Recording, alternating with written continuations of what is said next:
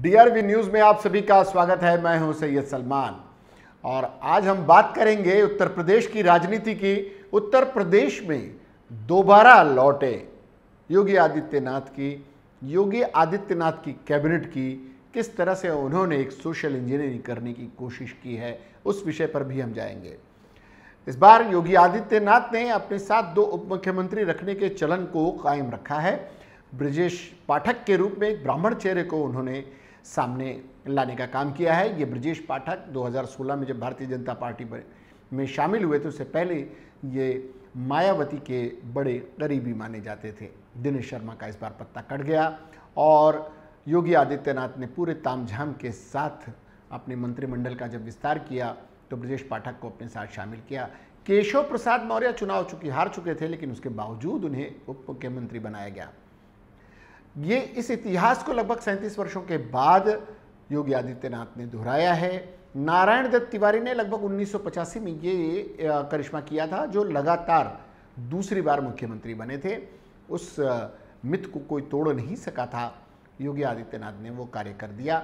दूसरी बार लगातार वो मुख्यमंत्री बनने वाले गैर कांग्रेसी मुख्यमंत्री कहलाएंगे और योगी आदित्यनाथ के रूप में कई किंतु परंतु और कई संभावनाएं, कई अपवाद, कई अफवाहें, कई तरह की बातें जोड़ी जा रही थी, कई अंधविश्वास जोड़े जा रहे थे कि वो मुख्यमंत्री बन पाएंगे या नहीं बन पाएंगे।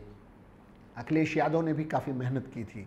अन्य दलों के भी तरफ से इस तरह के प्रयास हो रहे थे कि योगी का मार्ग रोक लिया जाए, लेकिन योगी आदित्यनाथ ने कुछ इस तरह की बिसात सियासत की बिछाई कि कई लोग धाराशायी हो गए। और हालांकि अखिलेश यादव ने एक बेहतर प्रदर्शन करने की कोशिश की और वो पहले के मुकाबले लगभग 3 गुना ज़्यादा सीटें जीतने में कामयाब रहे। बात अगर करें योगी आदित्यनाथ के कैबिनेट विस्तार की, तो एक बेहतर उन्होंने देने का प्रयास किया है। कई तरीके से उन्होंने शामिल किया है, कई लोगों को शामिल करने की कोशिश की है। देखते हैं वो किस तरह से कामयाब होते हैं। बात अगर शुक्रवार को हुए उत्तर प्रदेश के मंत्रिमंडल विस्तार की जाए तो मुख्यमंत्री योगी आदित्यनाथ सहित 53 नए मंत्रियों की शपथ के साथ सरकार का गठन हो गया है। इनमें 18 कैबिनेट मंत्री, 14 स्वतंत्र प्रभार के राज्य मंत्री और 20 राज्य मंत्री शामिल हैं। योगी की पिछली सरकार में उप मुख्यमंत्री रहे केशव प्रसाद मौर्य को विधानसभा चुनाव हारने के बाद भी शपथ दिलाई गई है। वहीं दूसरे उप मुख्यमंत्री रहे दिनेश शर्मा की जगह पिछली सरकार में कानून मंत्री रहे ब्रजेश पाठक को जगह दी गई है। यूपी के नए मंत्रिमंडल में लोकसभा चुनाव के मद्देनजर सोशल इंजीनियरिंग साफ दिखती है। साथ ही पूर्व से लेकर पश्चिम तक की नुमाइंदगी का भी ख्याल रखा गया है। योगी मंत्रिमंडल में बड़ी तादाद में पिछड़ों और दलितों की हिस्सेदारी के साथ भारतीय जनता पार्टी ने आगामी लोकसभा चुनाव के लिए जमीन तैयार कर दी है। मंत्रिमंडल में युवाओं को ज़्यादा तरजीह दी गई है। पिछली सरकार की तर्ज पर 2 उप मुख्यमंत्रियों की नियुक्ति की गई है, तो कई कद्दावर मंत्रियों का पत्ता साफ कर नए लोगों को जगह दी गई है। पिछली सरकार के 23 मंत्रियों को इस मंत्रिमंडल में जगह नहीं मिल सकी है। हालांकि कुछ खबरों के मुताबिक यह संख्या 26 है। बीजेपी की बम्पर जीत में अहम भूमिका अदा करने वाले पिछड़ों और दलितों को योगी के नए मंत्रिमंडल में आधे से ज़्यादा पद दिए गए हैं। इनमें सबसे ज़्यादा 22 मंत्री पिछड़े वर्ग से, 9 दलित मंत्री बनाए गए हैं। मंत्रिमंडल में अल्पसंख्यक समुदाय के 2 लोगों बलदेव सिंह औलख और दानिश आज़ाद को जगह दी गई है। दानिश आज़ाद के रूप में एक मुख्यमंत्री ने मुस्लिम चेहरा देने का प्रयास किया है और पिछली बार के मोहसिन रज़ा को इस बार घर बिठा दिया गया है। उनसे उम्मीद की जा रही थी कि वो शिया समुदाय के, मुस्लिम समुदाय के बड़े लोगों को भारतीय जनता पार्टी के साथ जोड़ने का प्रयास करेंगे, लेकिन ऐसा नहीं हो सका। हो सकता है ये भी एक कारण रहा हो कि मोहसिन रज़ा के बजाय दानिश आज़ाद पर योगी ने ज़्यादा भरोसा जताया हो। दानिश आज़ाद इससे पहले भी भारतीय जनता पार्टी की छात्र इकाई ABVP में काम कर चुके हैं और वो पुराने समय से भारतीय जनता पार्टी के साथ जुड़े रहे हैं।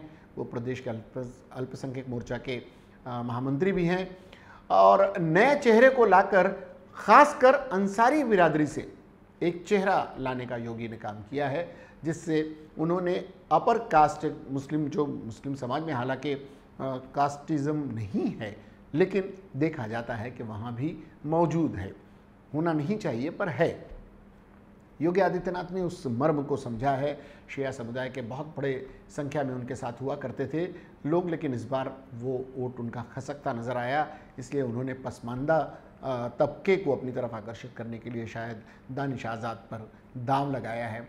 ये दांव देखते हैं कितना सफल होता है। इस बहाने उन्होंने एक मुस्लिम समुदाय के एक व्यक्ति को प्रतिनिधित्व दिया है, न कि अल्पसंख्यक के रूप में एक सिख को भी उन्होंने जगह दी है। अगर बात हम करें सहयोगी दलों की, तो सहयोगी दलों में अपना दल के आशीष पटेल और निषाद पार्टी के डॉक्टर संजय निषाद को भी कैबिनेट मंत्री बनाया गया है। और दानिश अंसारी बलिया के हैं। 34 वर्षीय दानिश आज़ाद अंसारी को कैबिनेट में जब जगह दी गई है तो अपने आप में ये बड़ा संदेश है कि पूरा मंत्रिमंडल मुस्लिम विहीन नहीं रहेगा। योगी आदित्यनाथ ने पिछली बार भी ये किया था, इस बार भी ऐसा करने की उनकी कोशिश रही है।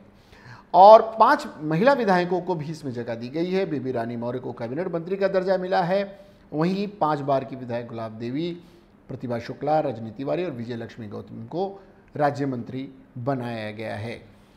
दूसरी एक बड़ी खबर यह भी है कि जिस अवध में राम मंदिर के निर्माण का क्रेडिट बहुत कुछ योगी को दिया जा रहा है कि जो रामलला को लाए हैं उनको हम वापस लाएंगे जैसे नारे लगे थे, उस अवध को लेकर कुछ शिकायतें भी सामने आई हैं। उस अवध क्षेत्र को लेकर नवाबों की नगरी लखनऊ में भारतीय जनता पार्टी ने ये तो पूरे शान शौकत से सीएम योगी की दूसरी बार ताजपोशी करा दी है, लेकिन 52 सदस्यीय नए मंत्रिमंडल में अवध को ही अनदेखा कर दिया गया है। इससे भारतीय जनता पार्टी का आम कार्यकर्ता भी मायूस हो गया है। इस इलाके के दर्जनों जिलों को योगी कैबिनेट में जगह न मिलने से कार्यकर्ताओं का गुस्से में होना लाजमी है। रामनगरी, अयोध्या और कुशीनगर, सुल्तानपुर समेत बस्ती, अंबेडकर नगर, प्रतापगढ़, गोंडा, बलरामपुर जैसे अनेक जिलों से किसी भी विधायक को इस बार पार्टी में मंत्री लायक नहीं समझा गया। राजा जयप्रताप सिंह, डॉक्टर महेंद्र सिंह जैसे सीनियर नेताओं को भी बाहर पार्टी की नीतियों के नए प्रबंधन के तहत बाहर का रास्ता दिखा दिया गया, जो कि ज़मीनी कार्यकर्ताओं के नागवार गुजर रहा है। रामनगरी अयोध्या हो या अंबेडकर नगरी, कुशीनगरी या सुल्तानपुर हो या प्रतापगढ़ हो, गोंडा हो या बस्ती या फिर सिद्धार्थनगर या फिर गोरख क्षेत्र के ज़िले, सीएम योगी को छोड़कर किसी को भी इस बार मंत्रिमंडल के काबिल नहीं समझा गया।